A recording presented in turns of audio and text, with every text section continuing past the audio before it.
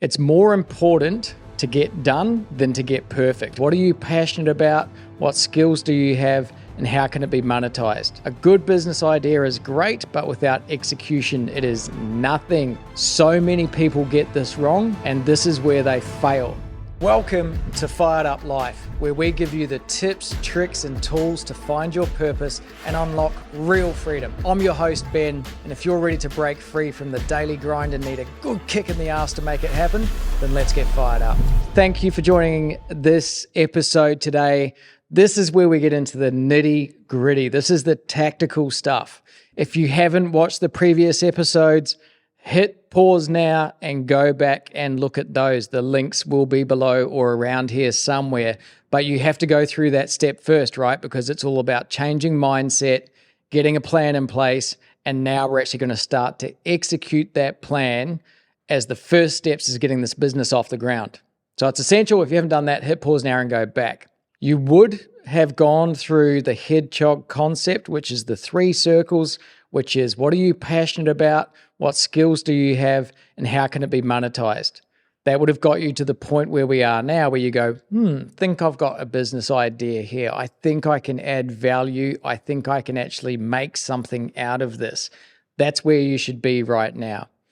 Now, a good business idea is great, but without execution, it is nothing.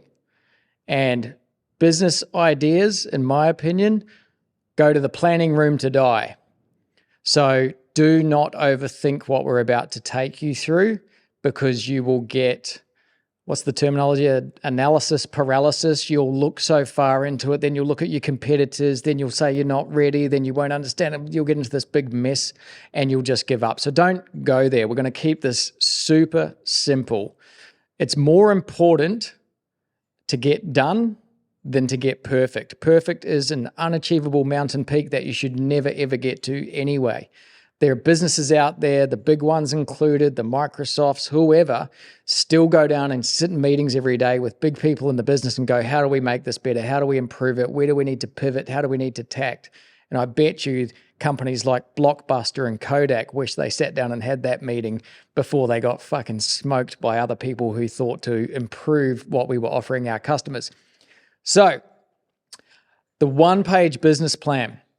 You can go to our website, firedup.life, and go and grab this one-page business plan and print it out or just complete it online. This is where you're actually going to start to build out what this business is about. Simple stuff, high level, but there's also some business administration things that has to be done when you set up a business in this country or any country. You've got to do it. It's got to be done. You've got to pay the money. You've got to pay to play. Then you're going to want to get into things like your logo and your brand and your website, and that's all important as well. But before we get there, let's start with the business plan. So the first thing you will see on this form is, what problem are you solving? What is the problem that your business solves? And then the second part is, who are you solving it for? You need to be really clear and specific on that. If I used Fired Up as an example, what problem am I solving? I want to help the complainers in the world who aren't happy with their life, who want to set up a life of freedom on their terms. That's what we wanted to do, because when I was looking for that, it just wasn't there. So I saw a gap in the market where one-stop shop, tips, tricks, tools, and techniques to help you actually move into a space of setting up a life on your terms so you can actually do the things that you want to do. Okay, so once you've got that in place, what is the problem I'm solving? Who am I solving it for? You need to move into the next phases of, how am I going to get my message out? How do I attract and how do I maintain attention to what I'm doing? And there's so many ways you can do this, and it's very cost effective. It's very impactful. If you look at the way people are getting attention now, it's obviously social media. It's stuff like podcasts. It's paid ads. It's influencers, whatever. It's all getting in front of the people that have the problem that you're trying to solve. So write that down, keep it high level, because you will come back to this business plan in 1 month's time, 2 months' time, 1 year's time, and you will reiterate and change it. I will also talk about in just a second another business that I have, which is, we started that in 2008. And that business, it's changed so many times. Components of it have changed. How we message it has changed. Our packaging's changed. How our brand, our suppliers has changed. It will continue to change as we evolve and pivot to make sure that it's in the best shape possible. So before I get into that as a real life example of setting up a business plan and being prepared to tact and pivot as required, the last thing that you must get on top of is your costs and your budget and your expenses of running a business. So many people get this wrong, and this is where they fail, because you have underestimated the market, you have underestimated your expenses, you've overestimated the demand and the need, and all of a sudden you're fully invested, you're ready to go, you're trying to sell stuff and no one's buying it. Why is that happening? Does it cost too much? Is it not something that people are prepared to pay for that they can get for free? Have I not put my message across well enough? Or this one gets a lot of people all the time. The cost of delivering the product or the service costs X, and you're selling it for Y, and there is no margin in that, there is no profit in that, which means that you are either running at a loss or breaking even. Now, you think about a job and a job income. The money comes in, your expenses go out. What's left, you're spending on whatever. Drinks on Friday, saving for a holiday, buy yourself some clothes, maybe you go to a concert. Business is exactly the same. It's income and expenses. But if you get this cost wrong versus the price that you can charge for that and have a good, healthy profit margin, you're going to find yourself in trouble. So do not make that mistake, and we will help you on putting together a cost basis and a price structure that will make sure that there's enough fat in that. Businesses I like, I'll just talk about my other business. So it started in 2008, and the business was called Buck You.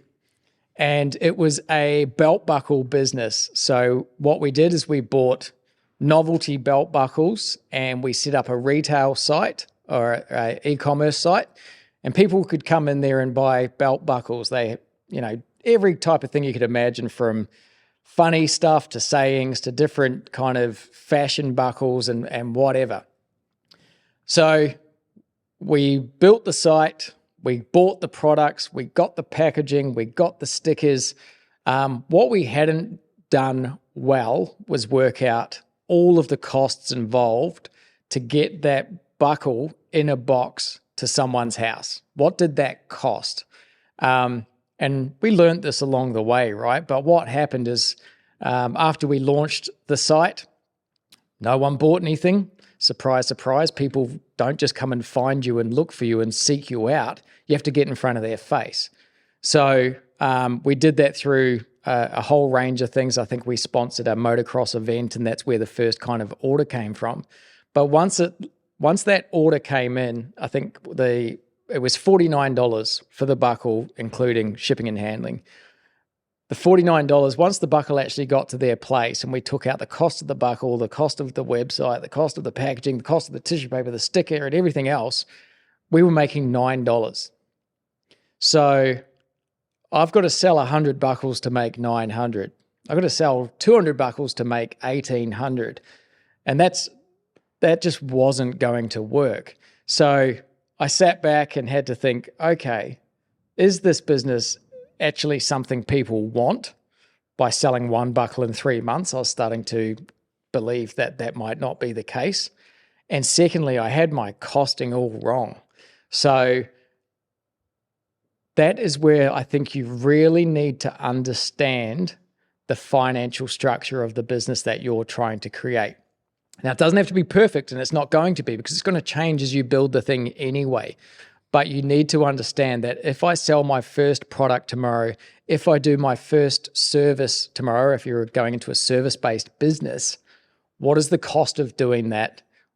What is the price that I can charge? And what is the gross profit and net profit that will be left after doing that? So I'll just cut back to that Buck You business story for a moment. I don't believe in luck at all. In fact, I find that preparation met by opportunity will make you a very lucky person. So what happened in that business is someone told someone who told someone about Buck You and the fact that we did belt buckles. And a customer called me up and said, would you be able to make a belt buckle that actually had our company logo on it? And being the go-getter I was and am, I said, yeah, absolutely. I'll call you back. And I had no idea if that could be done or how it could be done, but I thought that a short yes would be better. And I'd be able to go back to them and say no if we couldn't figure it out. What I did from there, started making phone calls, who makes buckles from custom. I found a guy in Tasmania. I said, could you make a buckle with this logo on it? And he said, yes. I said, how much was that? And I think he said they're about $27 each. And I called this customer back and said, yes, we can make those for you. They will be $40 each. And he said, great, let's go ahead. That story is important because very quickly then I went, Buck You is a terrible business name. An e-commerce store for buckles is a bad idea. And I completely pivoted. And that's when the business Custom Buckles Australia was born, which still exists today and is a great business. We're almost touching the $1 million a year in revenue. So how do we do that? I think it's very important to understand what the market wants and get as niche as possible as you can into that. The costs part is so significant because it's time versus reward, right? Like it's time and the margin within the product that actually ends up making money. And that's what everything's about. You're going to need money to grow the business. You're going to need money to live and put a roof over your head and food on the table. You're going to need money like we all do now just to live and actually go ahead and build and grow from there. So what we will do is we will have a cost table tool that you can actually grab from our website where you can start to plug in some of these numbers. I think from what I've seen, and look, every business is different. It depends what path you're heading down. But you either have low margin, high volume. So think about someone selling 1,000 hats a month. If you can make $4 net profit on a hat, that's $4,000. That's not bad. But the other business model is to do a higher transaction value with a higher margin and do less of them. And that's what Custom Buckles Australia is. It's a B2B business. We deal in large quantities with big corporate companies. And I think, last year we only sent out somewhere between 50 and 60 invoices to get to that, six-figure, nearly seven-figure income stream for 2023. So I tell you that story because you really need to focus on the cost part, okay? It's very important that you know what that is so you've got a baseline to work from. Whenever you're starting a business, you also need to attract people in, right? So you're going to do whatever you can to get those first customers. And that might mean having a lower price entry point, or maybe you're giving them something at a discount, or maybe you're giving them something free if they do this or buy this. You have to have that because you're actually trying to get the message, the product, the service out there. So ensuring that, hey, I'm prepared to start with high energy, low profit, and then move into increasing that profit or increasing the efficiency of scale into what you're doing as time goes by. You don't know the answers to that yet, so don't even try and figure it out. You'll get caught up in the paralysis analysis of the whole situation. Don't do it. High-level business plan. Who's my customer? What problem am I solving for them? How am I going to market that? What is the price that I'm charging? Do I understand the cost that I have to actually put that together? And stop there. That's it. you're ready now to move to that next stage. The next stage is the nitty gritty. This is probably my favorite part of any kind of startup business, because this is where you get to get creative and actually see the thing that you've been thinking about for so long come to life. You've got to get the business admin out of the way first so that you don't actually trip yourself up down the track and have to come back to this point. So, what's your business name? Go think about it. Go put up some ideas. Go talk to people, whatever. Come up with the business name. I think there are terrible business names and I think there are great business names. I'm not even going to get into my opinions on this because everyone will be different. But if you think about ABC Construction, that's not super exciting, is it? But maybe that works and maybe there's a method or a reason that they have called their name that. For Fired Up, I literally, what is this thing about? Well, we're a community of people that want to get fired up. I want you to get fired up to start your own thing, and I want you to execute. I want you to make it happen. So how can we give you the tools, tips, tactics, and tricks to make that happen? That's what we're about. So think of the business name, and then the next step is to go and see if that business name is available, because you're going to have to register that, which means that 20 different businesses in Australia can't be called Fired Up Live. That's us. It's registered and you'll have to pay for that. It's not a lot of money. Don't go out this weekend and save that money. That'll cost you what setting up the business registration will do. So you check the availability. Yes, it's available. Cool. Click. Buy now. That's my business. I've got the business registration. Now, if I go back not long, probably 10 years ago even, if you wanted to get a logo made that was find a graphic designer, I think there were some freelance sites and that type of thing out there then, and you would find someone, you'd look at their work, you'd pay them, they'd come back with a bunch of logos for you to choose from. Shit has changed so much in the last 12 months. The amount of AI that is out there doing this stuff is freaking awesome. You already know about ChatGPT. Go and ask ChatGPT. Say, this is what my business is about. These are my customers. Give me 10 ideas that I could call my business name. Boop, boop, boop, boop. And then you go, no, don't quite like that. You know, make it more casual, make it more formal, make it more funky. Boop, boop, boop, boop. It's going to pump them out. Use these tools because it'll just make your entry to get the stuff done much, much faster. Don't go flicking through Google. It cracks me up how many people spend a month trying to figure out the colors of their logo. It's a freaking waste of time. Stop doing that. The website that I have found really good when it comes to setting up your brand and your brand guide, and it will build you a complete brand content pack. I mean, it'll do your invoices, your business cards, your social media posts. It will do your social covers. Shit, it'll build you a website. It's called looker.com. So once I have my business name, I go and put it in there and it pumps out a bunch of AI logos and colors. You can change the emblem, include your tagline if you want, and it will just keep producing options for you based on the information that you're giving it. I was like, bang, that's my color guide. That's the brand. That's the one I want. And I went, click, produce me a brand kit and content pack, $96. I had everything that I needed to launch my brand through every single platform out there. It's absolutely sensational. Took 10 minutes, low cost, done. Okay, so you've registered the business name. ABN. If you don't have an ABN, you need to get an ABN. It's free to do it.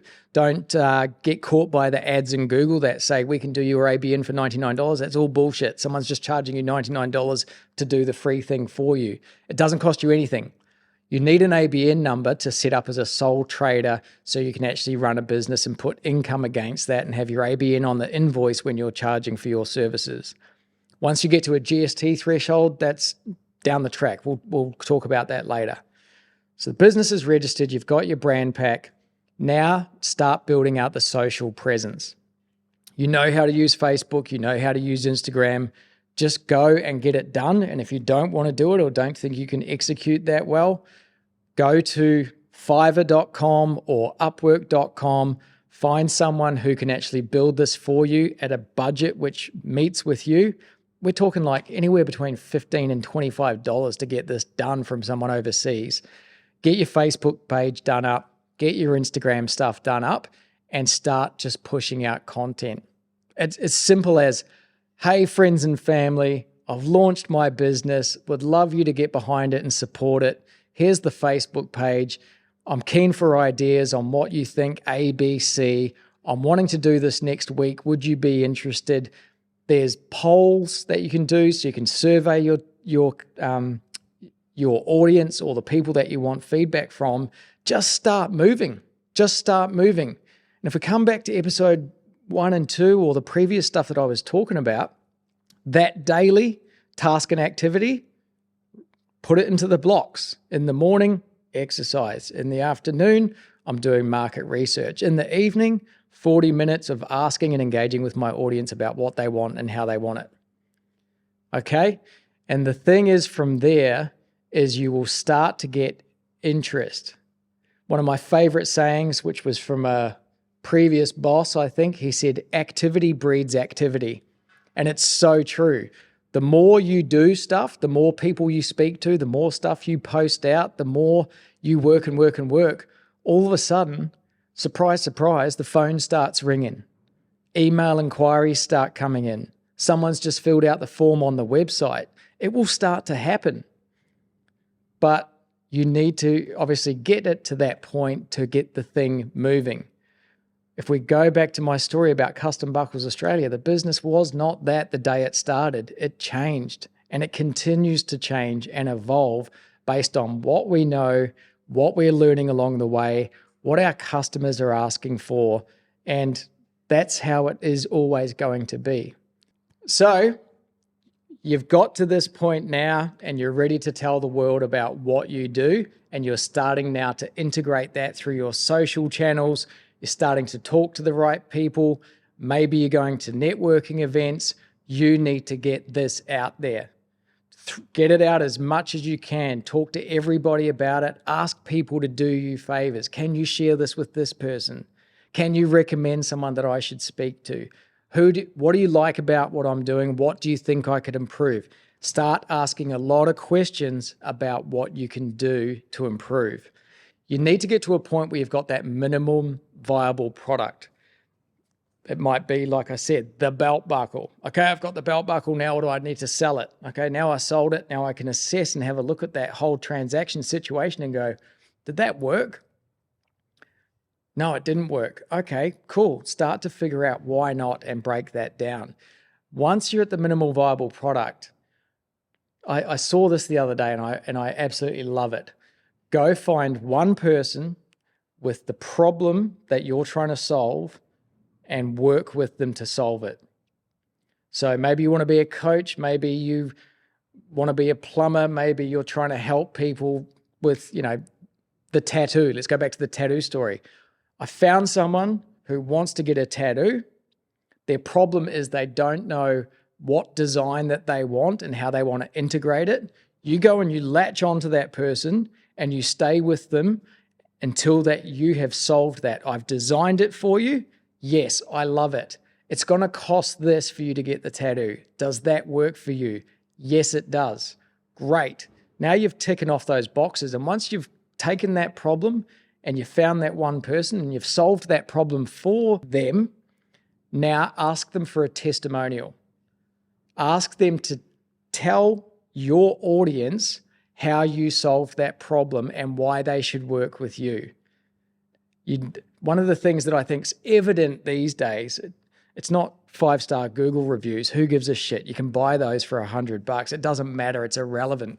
Social proof is coming from your network of people who you know and trust to give you the recommendation of this person or outfit or service. Does that make sense? And if you don't have the social proof from your circle, you're certainly going to look for social proof elsewhere. These guys doing my podcast, when we were going through the process, I said, give me one of your clients' names. And if they said, no, we can't let you talk to our clients, I'm out. But they said, yep, sure, you can talk to this person. They'd be happy to talk to you. I got the phone number. I gave them a ring and I said, tell me, do these people do what they say they're going to do? They do. Do they do great work? They do. I've never done this before and I'm nervous and I'm shit scared. Can they help me through this process? They can. Thanks for your time. See you later. I'm in. So it's the same concept regardless of the business that you are doing, and you just have to start.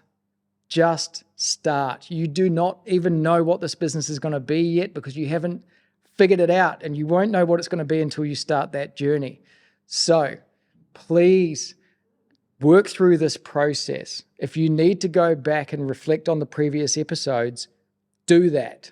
Keep doing it until you get to this point and you're comfortable.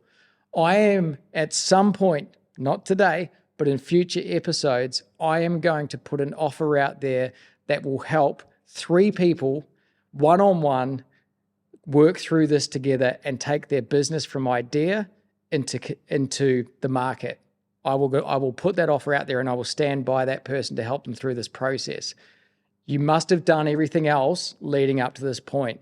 You've got to put in the work. I'm not here to solve the problems for you. I cannot change your mindset. I cannot change your attitude. That's on you.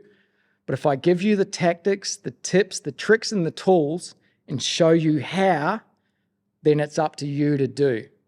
And the reason that I want to help 3 people on this journey is exactly for the same reason I said that you need to do the same thing. I want their testimonial.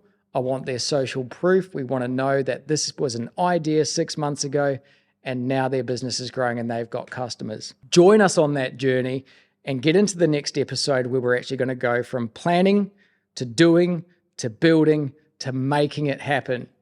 Good luck and we'll see you next time. Thank you for joining me on Fired Up Life. If this episode has given you the kick up the ass you needed, I'd love your support with a 5-star review on Apple Podcasts and Spotify. Follow me at Ben Vickers Official on socials for more insights and updates. And don't forget to head to firedup.life to grab all the resources and tools you need to unlock real freedom. We'll see you in the next episode. Catch you later.